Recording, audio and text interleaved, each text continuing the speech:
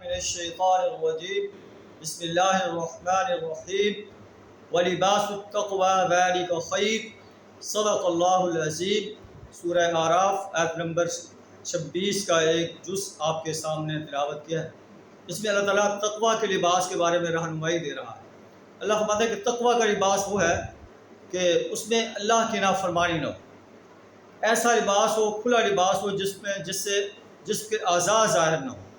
مرد اور عورت اپنے لباس میں اس رہنمائی کو اپنائیں۔ عورتیں ایسا لباس نہ پہنیں جو تنگ لباس ہو، جن سے ان کے اعضاء جھلک رہے ہوں۔ ایسا باریک لباس نہ پہنیں کہ ان کے جسم کے اندرونی حصے وہ نظر آ رہے ہوں۔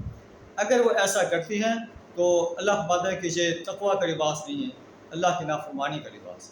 اللہ کے رسول صلی اللہ علیہ وسلم نے ارشاد فرمایا کہ ایسی عورتیں بھی ہیں جو اتنا باریک لباس پہنتی ہیں کہ ان کے جسم اندر سے نظر آ رہے ہوتے ہیں، کاسیات عاریات، کپڑے پہن کر بھی ننگی رہتی ہیں۔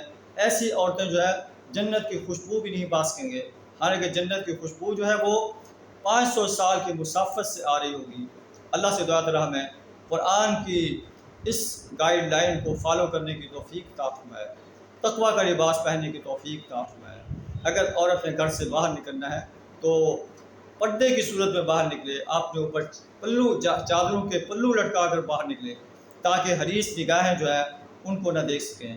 وآخر دعوانا الحمدللہ رب العالمین۔